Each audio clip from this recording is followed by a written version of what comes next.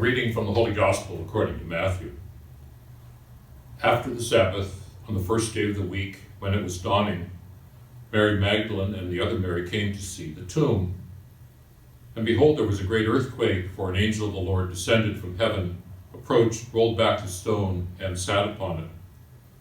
His appearance was like lightning, and his clothing was white as snow. The guards were shaken with fear of him, and they became like dead men. Then the angel said to the women in reply, "Do not be afraid. I know that you are seeking Jesus, the crucified. He is not here, for he has been raised just as he said.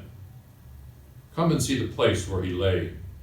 Then go and tell his disciples he has been raised from the dead, and he is going before you to Galilee. There you will see him. Behold, I have told you this." Then they went away quickly from the tomb, fearful yet overjoyed, and ran to announce this to his disciples. And behold, Jesus met them on their way and greeted them.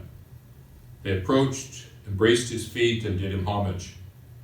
Then Jesus said to them, "Do not be afraid. Go tell my brothers to go to Galilee, and there they will see me."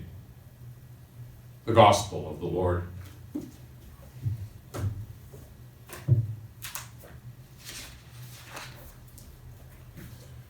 Happy Easter. This is the day the Lord has made. Let us rejoice and be glad. I've read this Easter Gospel, and I'm giving this homily from the small chapel on the second floor of the administration building here at Seattle University. Some of you may have known this earlier as the Liberal Arts Building. It's the oldest chapel on our campus, built in 1941. Happy Easter to you wherever you are.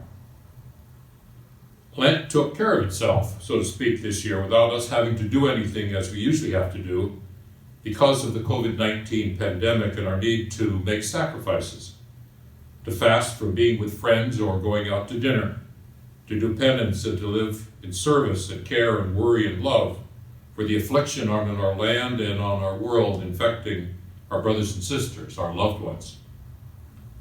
So perhaps we arrive at this Easter with the feelings that these two women had in the Gospel, expecting to find simply emptiness, loss, and grief. Note that the women are the ones who are there at the tomb, while the men are locked away in fear in the upper room, or the guards, the Gospel says, for fear become like dead men. It's the women who, out of love, are there at the tomb of their beloved Jesus. But instead of a closed tomb, they are told by an angel, "Do not be afraid. I know you are looking for Jesus the crucified. He's not here." Always the first message to them and always to us is, do not be afraid. Do not be afraid. We really need to hear these words now, don't we, in the days in which we are currently living. Then the women are sent to be the very first witnesses to go and to announce the resurrection to the apostles. They are to announce that the crucified Jesus is not among the dead, but has been raised to life. This is the heart of the Christian proclamation on this Sunday, on this Easter, on every Sunday. The crucified Jesus has been raised. The crucified Jesus has been raised. That's astonishing good news if we were not so familiar with it. Good news to be proclaimed in the midst of our current pandemic. The crucified Jesus has been raised. Do not be afraid. The best part of this account, at least for me, about these women as the first witnesses of the resurrection and the first to be sent to proclaim the good news, is still to come. The Gospel says, fearful yet overjoyed, they ran to carry out what they were sent to do when Jesus met them on their way and greeted them, "Do not be afraid." The risen Jesus himself met them on their way. And that's how the risen Jesus meets us. He meets us on our way, not on some special place, not in some place other than where we are, but where we are living, where we're going, where we are. If where we are in these days is on our way and living this epidemic, that is where the risen Jesus meets us. Actually, he can't meet us any place other than where we are going, where we are. For these two women, This moment of Jesus meeting them on their way is holy. It's sacred. It's grace-filled. They fall at his feet. They embrace him and they do him homage. So too are any and all of the moments along our ways when the risen Jesus meets us where we are going, where we are, however we are. Yes, this is Easter, the day the Lord has made. Let us rejoice and be glad. But every moment when Jesus meets us on our way is Easter. It's grace-filled. It's a sacred moment to give Christ homage. Let me conclude my homily this Easter Sunday from this old chapel at Seattle University on this Easter Sunday with a poem which shows the sacredness of any moment. It's by Ted Kooser of Nebraska, a poem called At the Cancer Clinic, a scene in the waiting room of a cancer clinic. At the Cancer Clinic by Ted Kooser.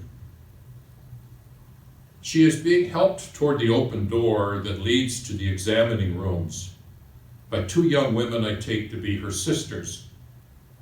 Each bends to the weight of an arm and steps with a straight, tough bearing of courage. At what must seem to be a great distance, a nurse holds the door, smiling and calling encouragement. How patient she is in the crisp, white sails of her clothes. The sick woman peers from under her funny knit cap to watch each foot swing scuffing forward and to take its turn under her weight.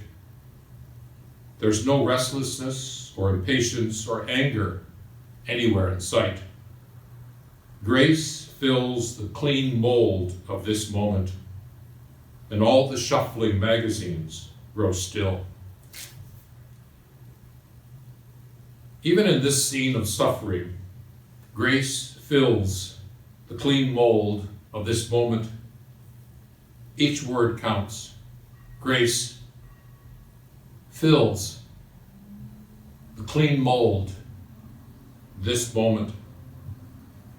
Perhaps Lent, an unusual Lent not of our making, has made us a clean mold, so that the grace of the risen Jesus can fill the moments when we are on our way, not to the open door at a cancer clinic, but wherever we are going. When the risen Jesus does fill our clean mold with his grace, the shuffling of the noises of our life will indeed grow still. Happy Easter.